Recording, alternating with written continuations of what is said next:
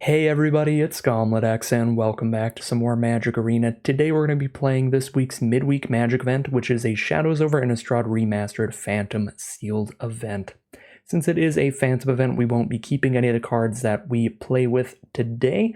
However, this is a great place to get some practice in the Shadows Over Innistrad Remastered Sealed format before you hop into an actual event with a hefty entry fee, like a regular sealed event or perhaps the Arena Open this weekend. Without further ado, let's get some practice in for the Shadows Over Innistrad Remastered sealed format, bust open these packs, and see what we get to build with today.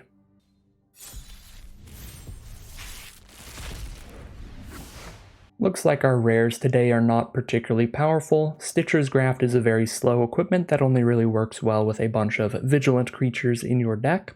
Summary Dismissal is just a pretty slow counterspell. In Limited, there's very rarely going to be multiple spells and abilities on the stack, so this is basically just a 4-mana exile counterspell, which is a bit overcosted.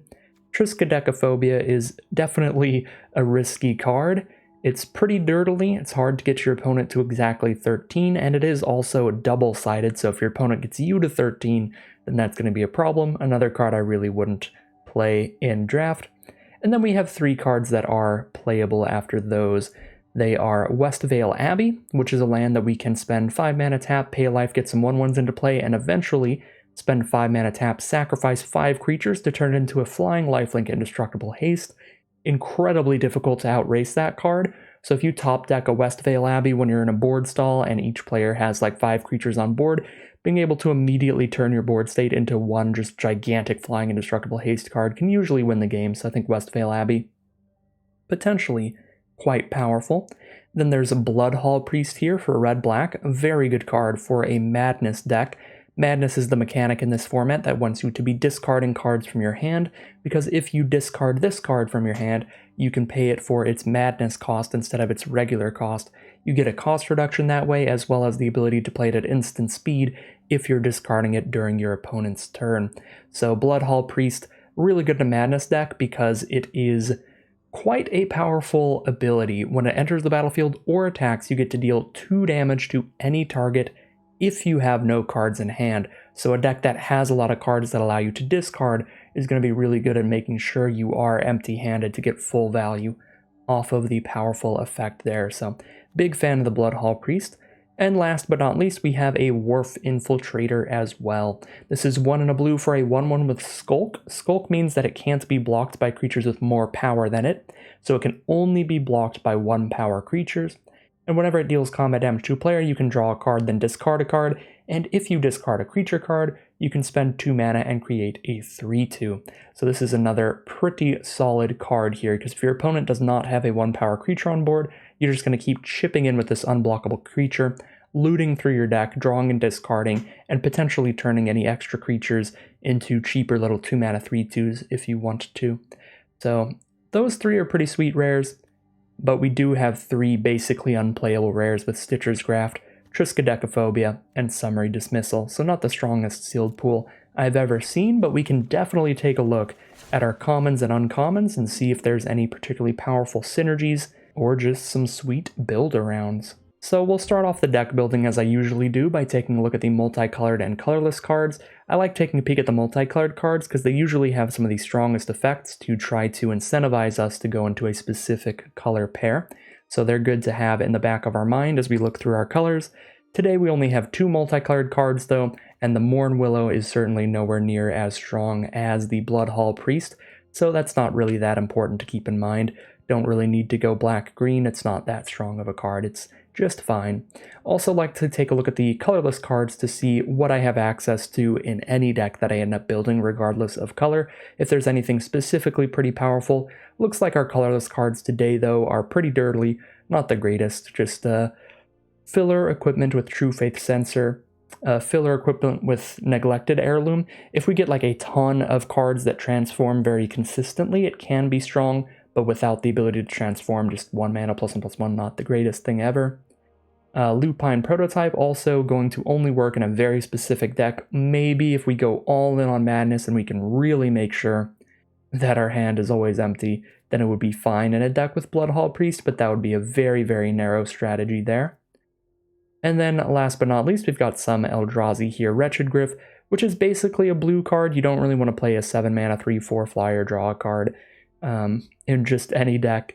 And same with Mockery of Nature. These are basically colored cards, even though they're colorless. This is basically a blue card. You want to sacrifice something to reduce its cost with the Emerge ability, and a green card you'd like to sacrifice something to reduce the cost with the Emerge ability. So nothing super important to keep in mind in the multicolored or colorless cards outside of course, that Bloodhall Priest if our red and black are powerful. So we're going to start taking a look at each color individually now, starting off with white. Looks like we have a very consistent curve of creatures, as well as some pretty decent non-creature spells for getting things out of the way. We have Thraben Inspector and Town Gossipmonger to start the curve off. Both of these are premium 1-drops. Thraben Inspector allowing you to get on the board early and still get that clue token for value later in the game. Town Gossipmonger is great, a 1-mana card that can provide a lot of power and toughness later in the game after you tap another creature with it. You can usually flip this on turn 2, especially with a curve like this where we have another 1-mana creature to play in this deck and 5 2-mana creatures to play. Should pretty consistently be able to turn into that Incited Rabble on turn 2, which is a very, very good deal for 1 mana. We then have a couple Devilthorn Fox, a couple Steadfast Cathar, and a Guardian of Pilgrims. All of those are pretty filler, none of those are exciting by themselves, but having 5 of them means that we have a good aggressive curve if we have all of those together in the deck. We've got a Feeling of Dread, which is pretty good in blue-white. Being able to tap 2 creatures down twice off of this one card is going to make it really hard for your opponent to find the blocks that they need to survive your initial aggressive start. So nice card to keep in mind. Not really a card I want to play in mono-white, or just without blue in the deck in general. 3 mana, we have Dauntless Cathar, which is a pretty good deal, trades off into something and then gives you a spirit token later. Dawngryff, which is much more filler, but could help fill out the curve. And then at 4 mana, we have Apothecary Geist, only one other spirit that we've seen so far, and 1 card that can make a spirit token, so not the most consistent when it comes to the life gain. Not the most exciting thing ever. And then we have 3 Fiendbinder, which might actually be good in this deck with how aggressive the curve is, especially once we get a second color into here. However, I usually don't like these very much. The problem with them is that they do help you get 1 attack in for sure, the first time they declare an attack, but then your 4-mana creature is attacking in with only 2 toughness.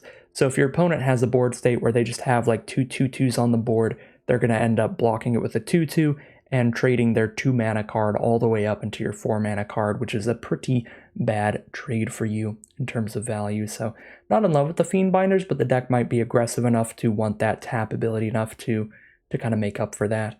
And then last but not least, we do have 2 Faith Unbroken. Pretty risk-reward card in terms of just being high variance, where some games you're going to play this, exile your opponent's best blocker, and then just beat them down with additional power and toughness.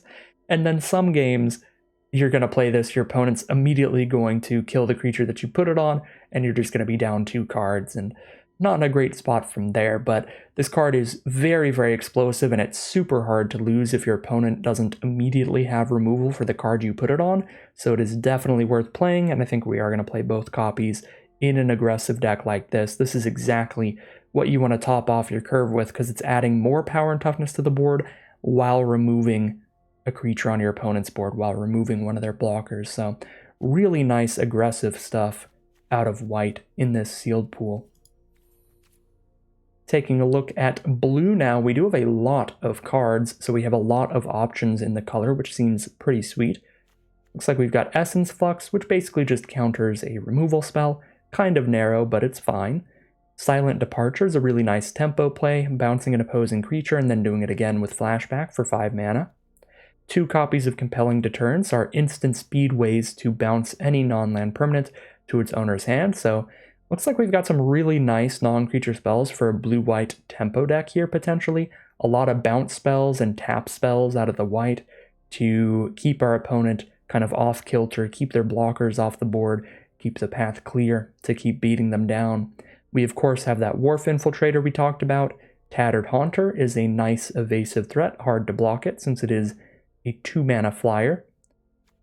And then we have an Erdwall Illuminator, great with some investigating. We do have that 1 Thraben Inspector in white. Couple Exultant Cultists, pretty filler.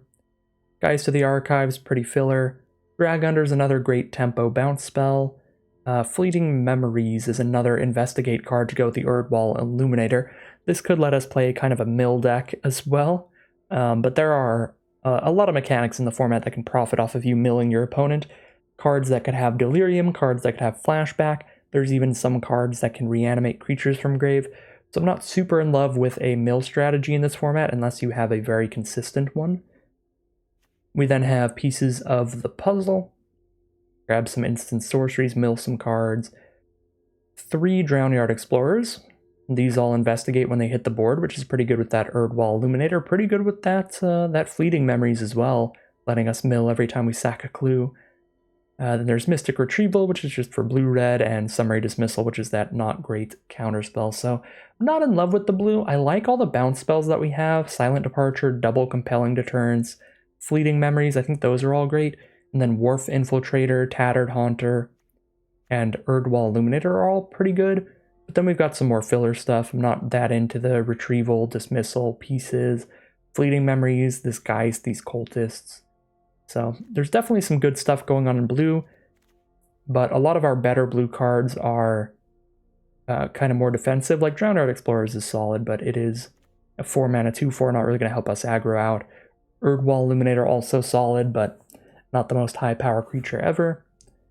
Doesn't go super well with white aggro stuff, but nice blue kind of defensive stuff for sure. Taking a look at our black now, looks like we have a lot of very filler cards. There's the Triskaidekaphobia that I'm just not going to try to play.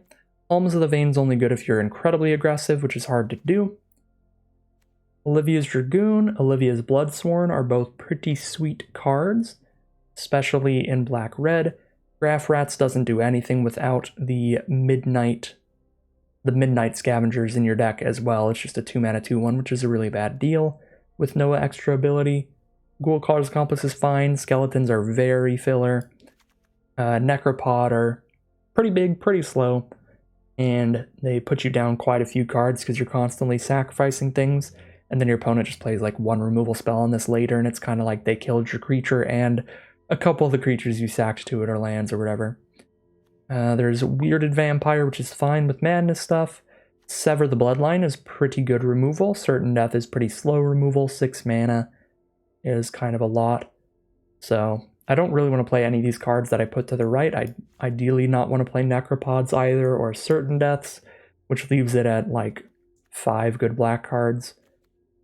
And then the other ones are just like some filler level if we need more plays, but certainly nothing super exciting going on in black. Checking out our red now, looks like we have a mountain of non-creature spells in red.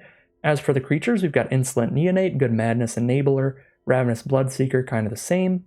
Alpac Wolf and Ulrich's Kindred are a little awkward because they're only going to be good in red-green. They're very filler in mono red. And same with Gatstaff Arsonists, just a big werewolf. How good are the non-creature spells here? Don't love Tormenting Voice without a ton of madness. Just a fine draw spell. Magmatic Chasm. Can get through a board stall. Don't really want 2 copies. Plus, we have so few creatures in red, I don't think we really are that interested in it. Borrowed Hostility is a very filler combat trick, as is Rush of Adrenaline. However, Uncaged Fury is a combat trick that can win a game out of nowhere. That just adds so much damage. If you have an opponent at 10 life and you're attacking in with, well, here's a really good example that I've went through before. Let's say your opponent's at 8 life and you attack them with Ravenous Bloodseeker. Very easy for your opponent to just be like, okay, whatever, I'll just not block. I'll take the 1 or the 3 if you discard a card. All of a sudden, if they choose not to block, you get to discard your card, make the Bloodseeker 3 power, then buff it up with Uncaged Fury, and you've turned what looked like a 1 to 3 damage attack into an 8 damage attack, which might be lethal at that point in the game. So Uncaged Fury is just ridiculous. We do have 2 Galvanic Bombardment and a Lightning Axe. We have great removal in red. That's kind of the best stuff that we have in red here. A bunch of very filler non-creature spells after that. And most of the creatures are pretty filler as well, all the 3 and 5 mana creatures here. The Bloodseeker and Neonate are pretty good, but only with a lot of Madness cards, and we only opened up like 1 Madness card in the entire sealed pool, which is that 3 mana 3/3 in black, so Not a lot of great mana stuff going on, but some good removal, decent creatures here. So red's like a fine support color. We've got a lot of creatures in white, so white-red might be worth taking a look at. Last and hopefully not least, let's take a look at our green here, which does look interesting. We have Noose Constrictor at 2 mana, which is a pretty great card. 2 mana, 2/2 reach. You can discard cards to give it +1/+1. Ulvenwald Captive is great as well. A mana dork in the early game that turns into a 4/6 later in the game to stay relevant. Byway Courier's decent value. Trades off, gets you a clue. Shrill Howler is a pretty scary card. Hard to block it well, and then once you transform it, if your opponent still can't block it, you're producing 3/2 tokens every time you damage them, which is massive. Briarbridge Patrol is fine filler. Provisioner's fine filler. Thornhide Wolves is below average filler. It's just a bunch of filler when you get to the top end there, but it's fine. I'm not going to have a high enough creature count or enough self-mill to really want Gnaw to the Bone. If we're green-black, I'd still be interested in using Spider Spawning, but I think in mono-green, not really. You do want some self-mill to make this card good, but it's less self-mill than you would think. My last deck that I drafted in this format used 2 copies of Spider Spawning, and it didn't have an egregious amount of self-mill. I think it had about 4 self-mill cards total, like a Vessel of Nascency, which mills 4, and 2 Crow of Dark Tidings, which both mill 4. Just a couple cards like that, and Spider Spawning was still a massive win condition late game. That being said, oh yeah, we had 1 grapple with the past. I was going to say, that being said, I think if you're not playing black, it does get significantly worse where you can't flash it back. So it's more of a green-black-gold card, but if we do go green-black, double grapple with the past is very helpful for the Spider Spawning, which is cool. We've got Rabid Bite for decent removal and Confront the Unknown for a decent combat trick, so probably not playing the flashback cards. Not super into the Wolfkin Bond either. I could see green-white being pretty good, or I could see white-red being pretty good, but I'm fairly certain that white is my favorite color in the sealed pool. So yeah, there's a look at the white. Really good creature curve. Solid non-creature cards here. It's like no unplayable cards here, but we'd rather be able to cut like Geist and a couple Fiendbinders.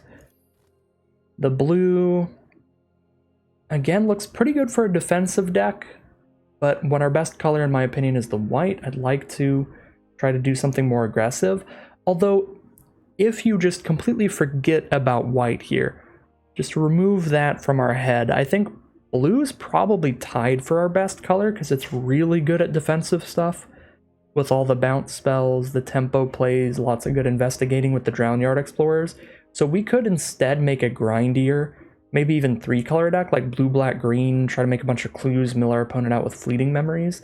Maybe blue, black, green, Spider Spawning is somewhere the deck could go. That could be interesting, because yeah, we've got 0/4s and 2/4s galore. 1/3s that double up our investigation. So yeah, I think the blue has a couple good bounce spells to pair with the white, but most of it is much better to pair with a grindier color that's trying to play a long game. So yeah, it does have powerful cards, but they're the wrong kind of powerful cards to mix with white. Black really just doesn't feel like it has much of anything. Some 2-drop creatures, but they're all quite filler. A late game creature, but it's quite filler. This Westvale Abbey we can put in any deck, even though it's technically color identity black because of Ormondal on the back. We're just going to put that in anything we build. Yeah, I'm just not excited about the black, really. But I could splash black just for Spider Spawning, if I go like blue-green splash black or something like that. Red, again, gives us removal spells. Not a lot of creatures, but white has a lot of creatures, so it's possible we go white-red with white aggro stuff as the core of the deck and some red removal spells to help close out the game. Or we go like blue-green with a tiny black splash there. Unfortunately, the green cards are not joining the deck right now. I think because I manually removed them earlier. Okay, this is every blue-green card in the sealed pool. What about the colorless? Not enough transforming for Neglected Heirloom. Not enough vigilance for Stitcher's Graft. Definitely not a Lupine prototype deck or a True Faith Sensor deck. Okay, so this is everything in blue and green here. So we'd want it to be like blue-green, investigating a lot. We want to keep a high creature count and some self-mill with Grapple with the Past and pieces of the puzzle, ideally. So let's see. Not in love with the 4-mana counterspell of Summary Dismissal or the Mystic Retrieval here. Not in love with the Wolfkin Bond. Mournwillow is going to get cut. Got 2 black sources for spider spawning, even if I don't put a swamp in here, which is pretty exciting, thanks to the mana fixing. Double choked estuary. Yeah, probably no Gnaw to the Bone. Oh, we can mill ourselves with Fleeting Memories as well. If I had an Epitaph Golem, one of the kind of cards in this format that allows me to put cards from my graveyard back into my library, I'd be pretty into that. Little scared, though. I guess if I hit spider spawning late game, if I run 17 or 18 creatures, then as long as this isn't the literal last card in my deck, I can just flash it back one time if I mill it and get like 17 spiders, and that's probably enough to kill our opponent in 2 attacks. Probably more like 14 spiders maximum late game, because some creatures are going to be exiled, some are going to be stuck on board. So if it's like the last card we hit, we get 14 spiders off of it. Probably a fair assumption there. Yeah, double grapple with the pass. Don't love Essence Flux here. I don't think there's any like standalone creatures we really need to defend. What are the weakest creatures we have in the deck right now? I don't want to cut the creature count too much. I could cut like 3 creatures. Still be kind of happy. I might cut the double compelling deterrence, because Drag Under and Silent Departure I think are just better ways to bounce things, because they're cheaper or they draw a card while we do it. This is instant speed, which is super nice. If you have zombies in your deck, this card's great, but we don't have any zombies. I'm pretty sure we have 0 zombies in here. Yeah, we have 0 zombies in here, so this is just instant speed bounce, which is good, but I think I just prefer the sorcery speed bounce spells in here because they're cheaper, or they're 2-for-1s where this bounces and draws a card, this bounces and then does it again later. Yeah, I'd rather have those. Let's cut the 2 compelling deterrence, and then we're at 44 creatures. Double Exultant Cultist. These are great cards to sacrifice to emerge a large creature late in the game, like a Wretched Gryph or a Mockery of Nature. So I guess we could keep the both of those and cut like a Thornhide Wolves. I kind of want to keep everything that says Investigate in the deck to work with the Fleeting Memories. Not in love with Geist of the Archives then, with 4 other 3-mana cards that I think I want in the deck a little more than that Geist. I like all the 2-mana cards. The one that makes the least sense would be the Tattered Haunter, because we're not really trying to get aggressive with evasive threats like that. We're a grindier late-game focused deck. So these would probably be the 3 cuts: Thornhide Wolves, Geist of the Archives, and Tattered Haunter. I don't know how good Mockery of Nature is. Main deck artifact enchantment removal. There are some spooky enchantments like Fleeting Memories, but who knows? I think I'll still run it over the Thornhide Wolves, try it out there. That's the one big change I could see, Thornhide Wolves over the Mockery. I'm definitely going to keep the Wretched Gryph in, though. I think that's pretty good with the double Exultant Cultist there. Plus, if we just naturally make it to a lot of mana late game, we'll just hard cast it for 7. Mockery's a little harder. Making it to 9 mana is going to take years. Alright, so let's cut 3 creatures, and then we cut 1 more non-creature card. So while I don't love combat tricks in here because I'm not trying to get that aggressive, I do love that this card investigates. We've definitely got some clue token themes going. So I kind of want to keep it in for that, but at the same time, I think out of everything in the whole deck, it would be the most likely cut. Because I really want the bounce spells of Silent Departure and Drag Under to interact with my opponent's cards. The Rabid Bite is the only removal spell in the whole deck, so we pretty desperately need to keep that in there. Double Grapple with the Past gives us that self-mill going for spider spawning. Spider spawning is the spider spawning. It's our late game win condition. And Pieces of the Puzzle, another great self-mill card for the spider spawning. And then Fleeting Memories is just a cool, fun card that we can try to self-mill with, or we can try to mill our opponent out with. This 15 creatures? Yeah, I really don't want to cut more creatures right now. I'll go ahead and cut the Confront the Unknown. And I think that's how we will call it a deck there. We don't have any mana fixing in here, which is a bit rough, but we have 2 Grapple with the Past that can return a land from our grave, so if we end up milling a Choked Estuary early with a Fleeting Memories or Pieces of the Puzzle, whenever we draw a Grapple with the Past, we can pick one up. And obviously if we just draw Spider Spawning naturally, we can just cast the front half easily. The back half is the hard part to cast. Do I want to play a Swamp in here or just have double Estuary? So that's like 2 black sources with double grapple. It's maybe 4 black sources, but often we're going to grapple early and pick up a creature or a non-black land. I don't think grapples really count as black sources. They just sort of help us get there. I could see running a Swamp in here as well, having 3 black sources, but since there's only 1 card in our deck that needs it, and it only needs it when we're flashing it back, 2 is also probably okay. But we don't have anything in the deck that requires 2 green mana at once or 2 blue mana at once, so it shouldn't be that hard to fit one in. Plus, since we have enough dual lands, we have 9 blue sources already, and 9 green sources. Those are really good counts of our main colors. So we currently have 10 green cards, 11 blue, and we have 9 sources of each. So I think we just cut one green source. We still have 8 green sources in the deck, and that lets us bump up to 3 black sources, which makes it nice and easy.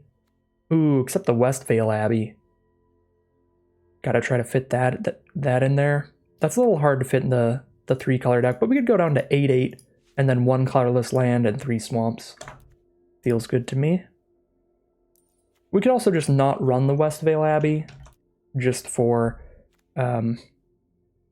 mana considerations, but it's really good with spider spawning. If I spider spawning, then I can just sack 5 spiders and pop off like nobody's business. I'm still going to run it. I think it's a strong enough card to make the mana base a little bit worse, and thanks to opening up these dual lands, the mana base is still not bad. Right, we're splashing a 3rd color, and we still have 8 sources of our 2 primary colors. 8 blue sources, 8 green sources. Not bad at all. A deck that did not open up any dual lands, that's just a regular 2-color deck in this format, is going to have 9 lands of one source and 8 of the other. So that's only a tiny bit better of a mana base than our deck, and our deck has 3 colors in it, so it's pretty nice. Pretty good mana base here. I'm pretty into this. This looks fun and dirtily and goofy, so I think I'm going to roll with this deck today.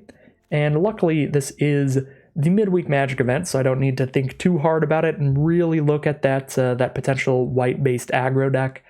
Could have built it as any kind of 2-color aggro-based deck. Mainly, I think red-white is where it was looking probably the strongest. But this looks more fun, more interesting, more unique. So I'm definitely going to try this build out. So that is going to be the deck. Alright, here's a look at the deck list we're going to be playing with today. This is a blue-green self-mill deck with a splash for a spider spawning as a major win condition in the late game. So we have a lot of just blue-green investigating and card draw in general to dig through our library and find our more powerful plays, as well as a lot of blue and green cards that can mill ourselves. So starting off the curve, we have Erdwall Illuminator doubling up any investigation we do, Wharf Infiltrator letting us draw discard throughout the game, and then a couple 2-drops, just Noose Constrictor for blocking pretty well, attacking in well, and Ulvenwald Captive for mana ramp. Then we have Exultant Cultist for card draw, Byway Courier for investigation, which is more card draw, Shrill Howler as a pretty big standalone threat, triple Drownyard Explorers for more clue tokens, more card draw, while providing us with a nice sturdy blocker to slow the game down, try to grind it out to a halt there. We've got Briar Bridge Patrol potentially giving us more clue tokens. Provisioner's a pretty filler creature, but we want to keep that creature count high for the spider spawning. And at the top end, we have Wretched Griff and Mockery of Nature, that we can sacrifice something like a Cultist to cast early, or we can just play these late in the game after grinding out a long game. The non-creature slot is much more exciting. This is where things start getting a little spicy. We have 3 pretty good self-mill cards with 2 Grapple with the Past and 1 Pieces of the Puzzle, and then 1 pretty major self-mill card if we get some clue tokens out of those few creatures that can provide them. With Fleeting Memories, we get to create a clue token when we play it, and whenever we sacrifice a clue, we can have any player mill 3. Ideally, we want to be targeting ourselves most of the time to try to get to that spider spawning, have that card just absolutely win us the game. We've also got a little bit of interaction, 1 Rabid Bite for removal, as well as Drag Under and Silent Departure to slow our opponent down. And other than that, pretty great mana base. We opened up 3 on-color dual lands, which is very helpful for our spider spawning splash. And a Westvale Abbey is just an alternate super powerful win condition that can win the game out of nowhere. So pretty excited to play this deck. Looks like a pretty fun, goofy one today. Without further ado, let's head into the gameplay and see how it does. Alright, here we are on the play for game 1 with the spider spawning in our hand. You love to see it. We have all 3 colors as well, thanks to having 2 dual lands in the opener. So we'll definitely keep this. We get to start off with a Noose Constrictor, got a Silent Departure to slow our opponent down, as well as a Rabid Bite if there's something we need to kill. So we know what our early game plan is, and we know what our late game plan is.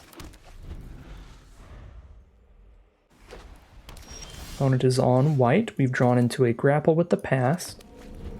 Pretty sweet one. That's going to start getting us milled a little bit to fuel our spider spawning. Alright, no play turn 2. I'm just going to cast the Grapple main phase, try to hit a land here so we can keep curving out. Making sure we hit every land drop. Perfect. Find a forest. Drop that down. But we've got a 7 mana card, a 5 mana card, and a 7 mana flashback, and a 9 mana card in the hand, so pretty important to keep hitting land drops rather than just playing a 2-2 right now.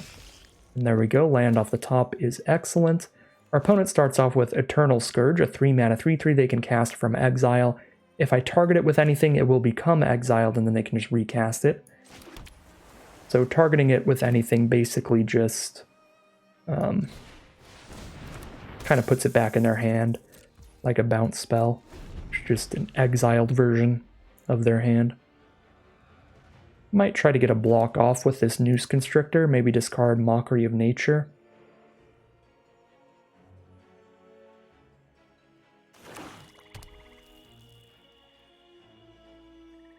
Does this trigger when any player targets it? No, this only triggers when we target it, so they can still use any beneficial abilities on the Eternal Scourge, and they are. Guardian of Pilgrims is going to give it a nice warm hug, and now we're going to get slapped for 4, unless I discard 3 cards to win the combat, or 2 cards to trade. I'll just take 4 for now. Down to 16. And our opponent is on white and black. They did hit their second color. So now we have a Westvale Abbey to play as land for turn. Play a Wretched Grift, sacking the Noose Constrictor, then I have a 3-4 flyer they need to deal with, and I draw another card. Not super into it, but I don't really want to Rabid Bite anything, and I don't want to Spider Spawn anything. With just 1 spider available right now.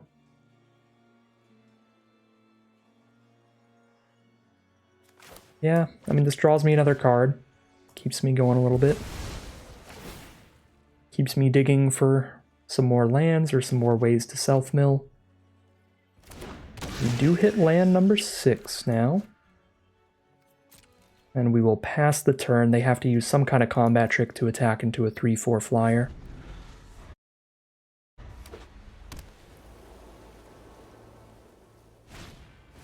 There's a Dawngryff for a 2-2 flyer. And they will pass the turn. Wharf Infiltrator is a great draw. They don't have anything with 1 power on the board, so they have nothing out that would be able to block the Wharf Infiltrator. So this can really start hooking me up by letting me draw a card, discard a card every turn, just keep discarding creatures, turning them into 3-2 Eldrazi. Pretty sweet. I don't think I really need to bounce anything. I've already got blockers set up for any one of their creatures.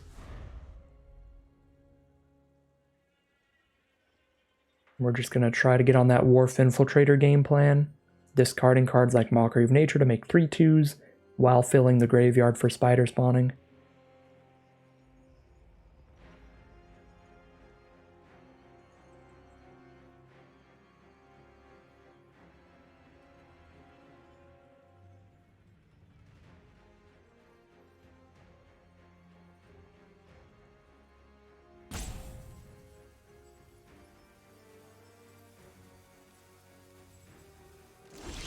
Alright, they're just going to pass the turn.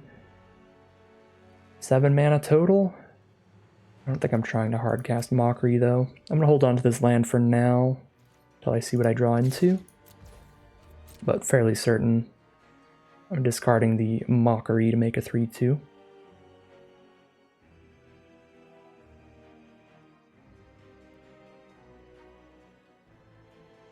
But if something weird happens here, this gives me the option to discard the land instead to draw a card. Well, that does shut off the Skulk. Well, yeah. I suppose that works. Now they can just trade one of their creatures into it. We'll take the 2-for-1 to deal with it. Seems fine with me. Alright, well, at least I gained 4 life, got rid of 2 of their cards there. But that game plan is not active anymore. At 7 out of 9 mana to hardcast Mockery of Nature. We'll just start making 1/1 humans with Westvale Abbey, I suppose. Fiendbinder. Alright, that I might have to Rabid Bite so they can't get attacks in. Although I could just block it with 2 1/1s. They tap down their Griff, I double block 1/1/1/1 on the Fiendbinder. Drownyard Explorers, that's pretty tempting.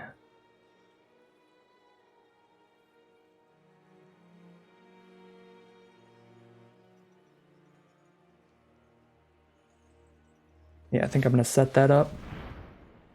Now they attack with Fiendbinder, they can tap the Griff, but then I can still block the 3/2 with a 2/4, so they still don't really get attacks in well. So I don't think I need to Rabid Bite or Silent Departure, although I could Departure the Fiendbinder, make them spend 4 mana again next turn. Yeah, that's fine. And I still have access to the flashback if something more explosive happens. And this way I can crack the clue as well. See what we draw into. Another Grapple with the Past. Alright, love to see it. Fill that graveyard. Spider spawning's already at 3 spiders, potentially. Alright, they're going to recast the Fiendbinder. Let's see what we get with Grapple.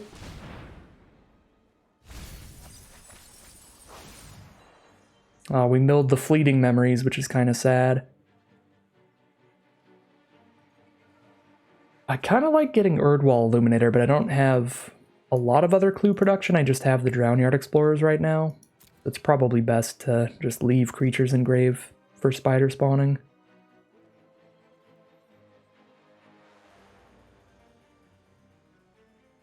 Yeah, this is fine. I'll just take a land still. That'll be the Mockery of Nature mana all set up.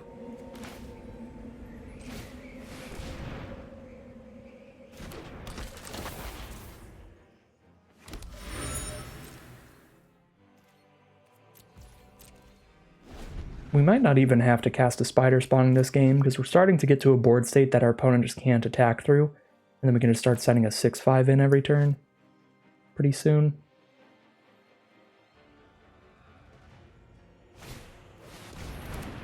Liliana's Elite, just a 2/2 right now. If they get that graveyard more filled, then it will be bigger. Draw a card. Byway Courier.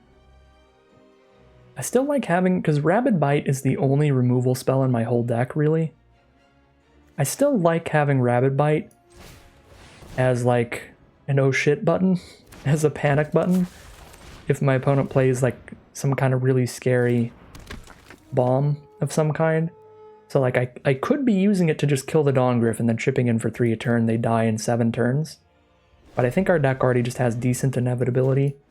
Probably don't need to try to close out the game quickly by doing that and killing the Dawn-Griff there.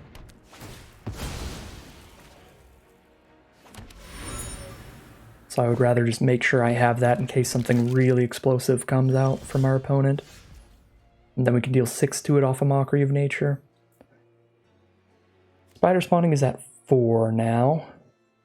Getting very close to Westvale Abbey flipping as well. 3, 4, 6, 7, 8. Oh, I thought I had 9 already. Bad at math again. Guess I'll sack a clue and play a cultist. Feels better than just making 1/1/1 and sacking a clue. There's an Ulvenwald captive. Okay, so we can play multiple cards here again. I could just sack a 1/1, 2 cultists, and 2 explorers, and then just start attacking with the giant lifelinking indestructible thing next turn. Because it untaps when you flip it. Yes, it does. Alright, yeah. It's a little risky because I am sacking most of my board, but I'm gaining 9 life a turn if they don't have a way to exile it, because it will be indestructible, so it can't die to anything that would destroy it naturally. They'll have to exile it, or they'll have to give it -7 toughness. Alright, there's a Rabid Bite to kill the Ulvenwald captive before it turns into a 4/6. I'm just gonna go for it here. Because the thing is, even if this blows up in my face and they end up exiling Ormondal, this still fills my grave for spider spawning, and I can just make like 10 spiders next turn. We're already at 9, so if Wretched Griff dies, we make 10 spiders next turn. Which should just be like completely unstoppable. You know what, I'm gaining 9 life, I'll attack with everybody. I could gain 9 more when I Rabid Bite.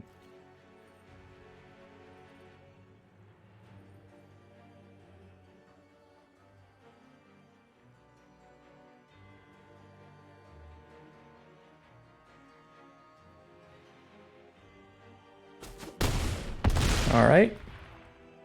Ormondal says hello to their face, and we pass the turn. 28 life here, they don't have nearly that much power on board. If they exile Ormondal, that's a little sad, but then we start going for the spider spawning kill. Alright, they send in the squad. We're going to take 9 damage. Back down to 19. There goes all the life we just gained. But Ormondal does not have trample. Does not have trample, so I need to Rabid Bite to find lethal this turn. Now I don't have a backup Rabid Bite anymore, but they only have 1 card in hand, so this should just kill them. And it does. They are going to scoop them up when Ormondal swoops up from wherever Ormondal comes from and just devours their Dawn-Griff. You thought an Ormondal was bad. Wait till you see an Ormondal with rabies. We are 1-0.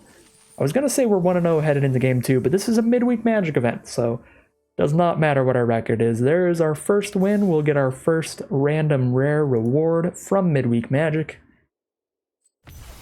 And it is gems. I will absolutely take it. This is just what you get if you already own 4 copies of whatever rare they were going to give you. But I am very happy with gems because they don't play a lot of constructed. I play almost completely draft and sealed, where I just need more gems to play more draft and sealed. So we'll take it. 1 more random rare to go, and then a mystery cosmetic to end it off. Let's head into round 2.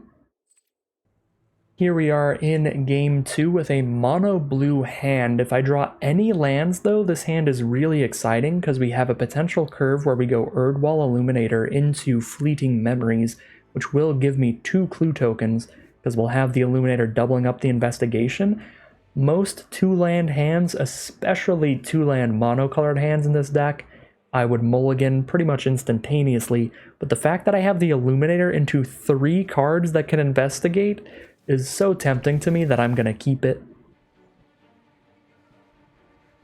We might get got by our greed here, but if we can at least hit 1 land in the first 3 draw steps, we'll be able to play the Fleeting Memories turn 3, which will give us multiple clue tokens we can then use to try to draw the next land.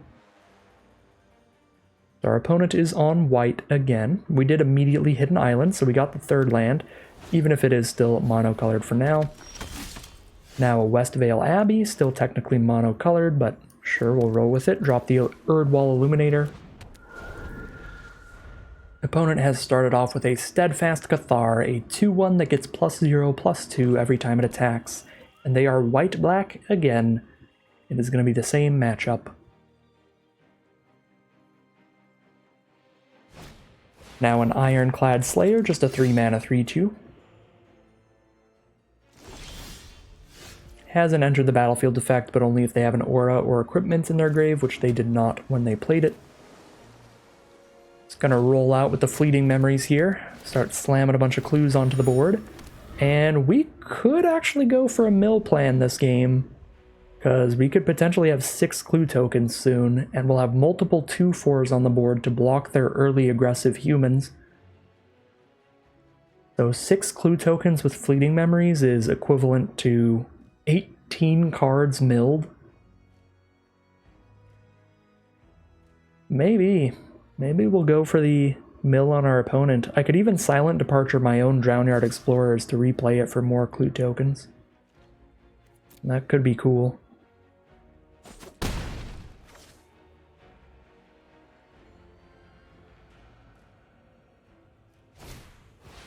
Ghoul Caller's Accomplice from our opponent. Let's slam down a Drownyard Explorers, investigate twice, pass the turn with some great blockers up.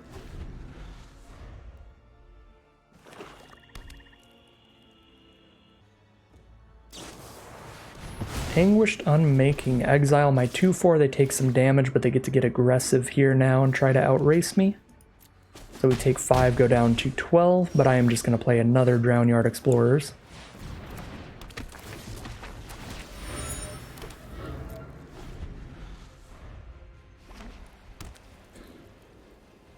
Got 28 cards left in their deck, and I have enough to mill 16. Or 18, sorry. So I can mill them down to 10 over time.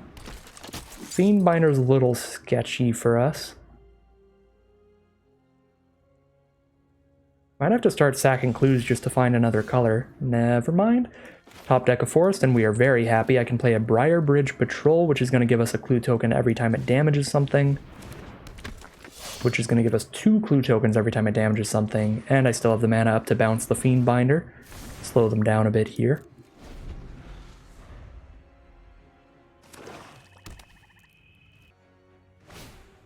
Alright, they recast the Fiendbinder. Exultant Cultist is a sweet draw. Get to play multiple blockers. Pass the turn. They have quite a board state to try to crack through now. If they want to get damage in, and if they can't get damage in, we're just going to slowly and surely start milling them out. Yep, and I think that's the plan now. Start cracking clues.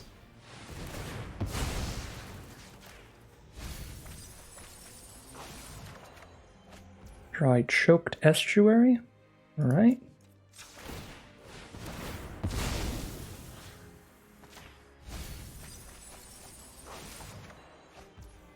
And a Forest. Would be my black source, so I need to play it at some point, but I think I'd rather have the mana up to sack another clue. If you sacked 3 more clues, you may put a creature from your hand on the battlefield? Wait a second. The flavor text on Briar Bridge Patrol gives me a free Mockery of Nature?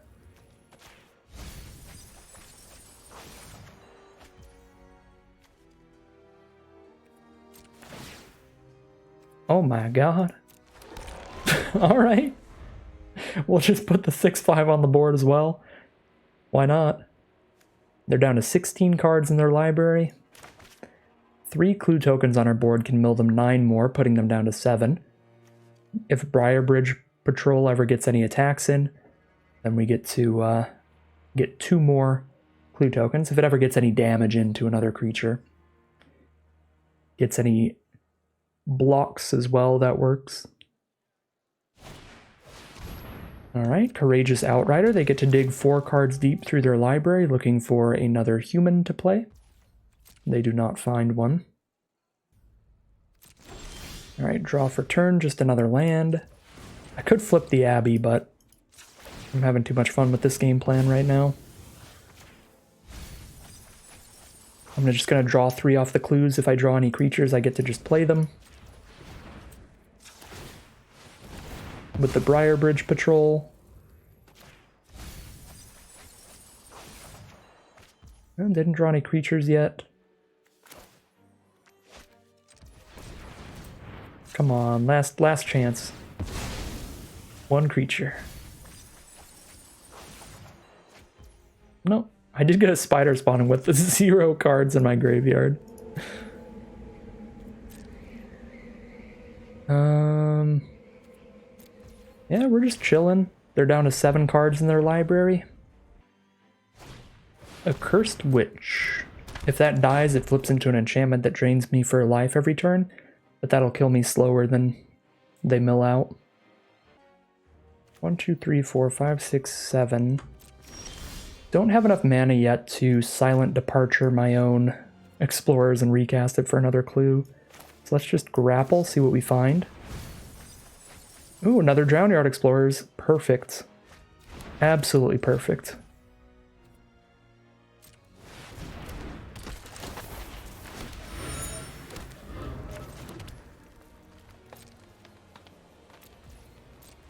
Now we can crack a clue here, put them down to 2 cards left in library, and as soon as we crack the last clue, they no longer have a deck, and we have just completely milled them out with the fleeting memories, just giving them some major amnesia today.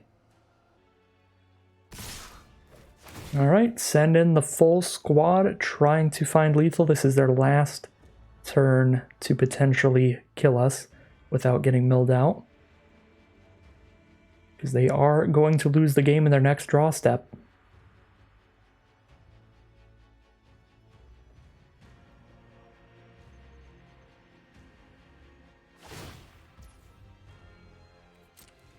Alright, they're going to tap down the 6/5 Mockery of Nature. Block the 2/3 flyer. Block the 4/2. The 3/4. The 3/2. 2/3. Another 3/2. I guess I'll discard 2 cards because there's no reason not to.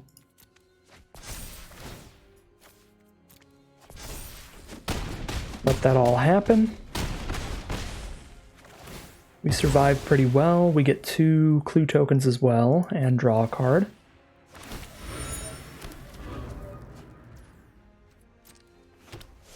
We do have an Infectious Curse on us. That is a large Liliana's Elite. I guess that is what happens when we mill them a bunch. They've got Liliana's Elites in the deck. Alright. Take our last point of damage, drop a land out, and mill the rest of their deck. And that'll be it. Pass the turn against the opponent with the empty library, and we find a mill victory in game 2. As everywhere at the end of time starts playing, our opponent has milled their entire library. Let's check out what our second random rare reward is. It is also gems. I know that's probably pretty unexciting to see from a viewer perspective. You're like, ooh, what's the random card? What's the random card? But I'm always happy to see some gems. Fill out the gem packet so we can play some more, draft some more sealeds, more limited magic where all kinds of wild stuff can happen. Anyways, that is 2 out of 3 wins now. We are 1 win away from checking out what our mystery cosmetic is. So without further ado, let's head into the final boss. Here we are on the plate for game 3. Pretty slow hand, but we do start off with a large amount of self-mill with pieces of the puzzle. And we've got both our colors, so we'll keep this. We are on the plate, which helps as well. Means we won't get beaten down as aggressively if our opponent is an aggro deck. Because we'll be playing our 3 mana cards while they just have 2 mana up. So on and so forth. if we were on the draw here and they were playing 3 mana cards while we had 2, they could really, really beat us down for keeping a hand this slow. I think I'm going to roll out with Briarbridge Patrol first. Attacks and blocks a little better with that higher power. So if our opponent doesn't play a creature on turn 3, we can start chipping at them. They're on blue-green as well, so they could also be on an investigation-style deck or a self-mill deck. Alright, Bloodbriar definitely makes it look like they are going to try to sacrifice a lot of clue tokens, because that'll get bigger every time they do. We'll send in the Briarbridge Patrol. I've got 5 mana up right now. I could play Pieces of the Puzzle. And a 2 mana instant or sorcery if I draw one, but I think I'm just going to play Drownyard Explorers. 7 mana to transform this. Alright.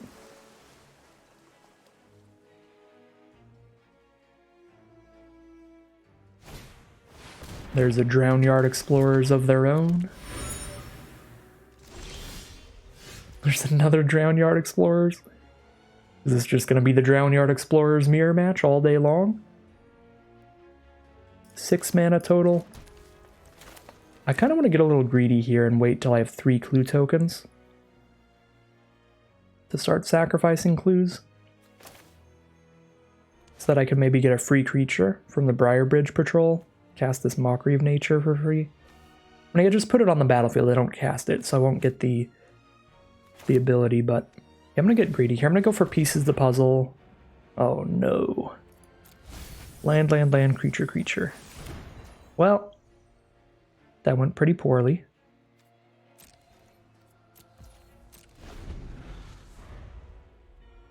I was hoping to just fill my hand a little bit for now.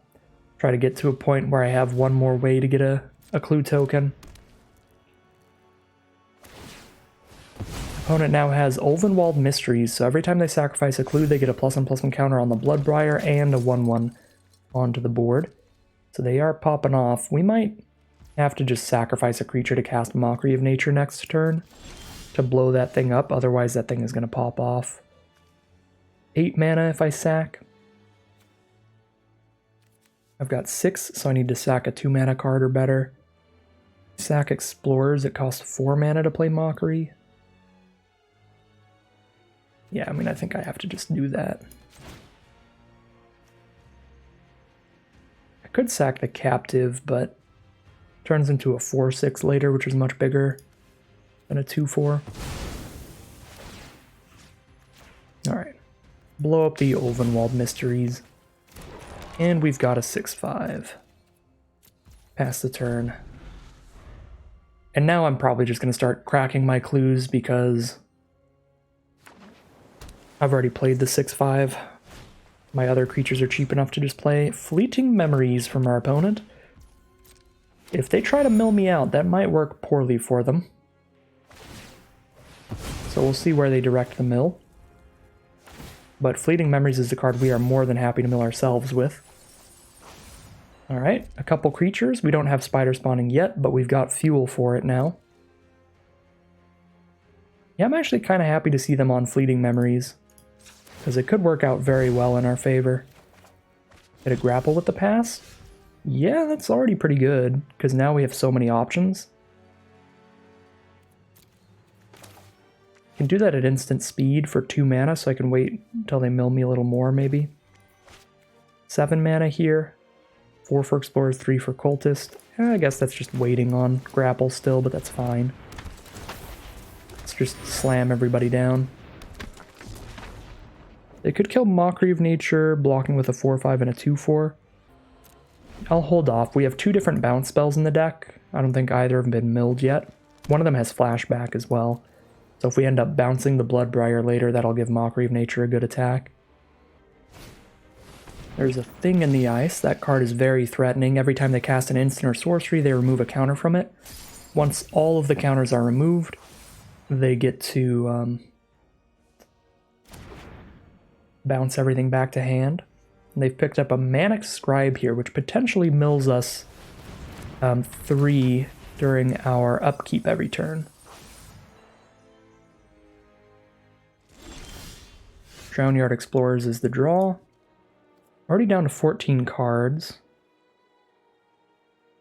Pick up a Westvale Abbey off of Grapple with the Past. Play it and have the mana to flip it.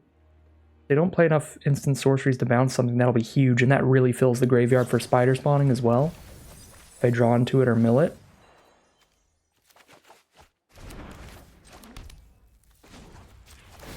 Alright, let's Westvale Abbey. Draw another card off Cultist. It's a land, still no spider spawning anywhere. Boop them down to 8. They're dead in one more hit from Ormondal, so if they can't bounce this Ormondal, they're just dead to that.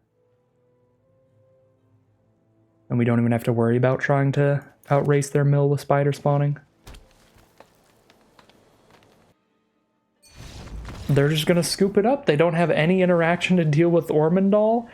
That's a little bit of a bummer ending. I would have loved to see the spider spawning versus mill game plan pop off there. Try to spider spawning, but I mean, hey, it's still a victory. They have no ways to bounce the Ormondal, no ways to exile it. The two ways that they could really deal with it in blue-green, because I don't think blue-green's going to have any -X, although blue-green's also not going to have any exile, so it's really just they need to be able to bounce it back to our hand, and didn't have a way to do so. They'd need 3 more spells to do it, or they'd need a Silent Departure style. Excuse me. Or they need a Silent Departure style bounce spell. So we'll just find a nice little Ormondal victory.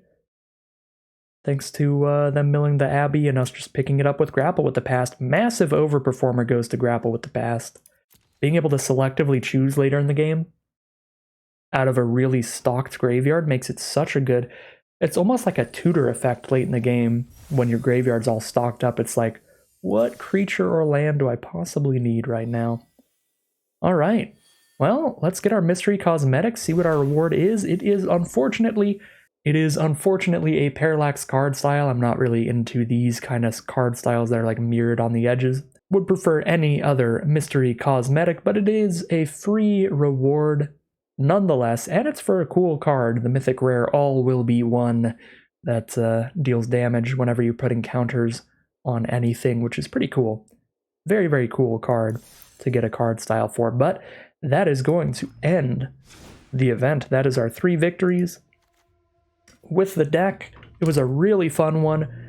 As for over and underperformers in the deck, massive overperformer goes to Grapple with the Past. Later in the game, once we've milled a lot of cards or sacked a lot of cards, being able to choose whatever we want from our graveyard is so good. So Grapple with the Past has been phenomenal. Pieces of the Puzzle was a pretty big underperformer. We don't have that many instants and sorceries in this deck, and the only time that we cast it, we drew 0 cards off of it, which is pretty terrible. Spending 3 mana to mill 5 and do nothing else is not the best deal ever, so that was probably the big underperformer. This was the big overperformer. Fleeting Memories worked great. That also overperformed a bit, worked better than I thought it would, where we even got to just mill an opponent out with that card. Never expected to be making enough clue tokens to do that, but we certainly got there. Spider spawning, I don't think we got to cast it once, but it would have been super sweet later in any of those games pretty much, so sweet card there. The Mockery of Nature was also a pretty big overperformer. Our opponent played a pretty good enchantment that game, so being able to blow it up was nice.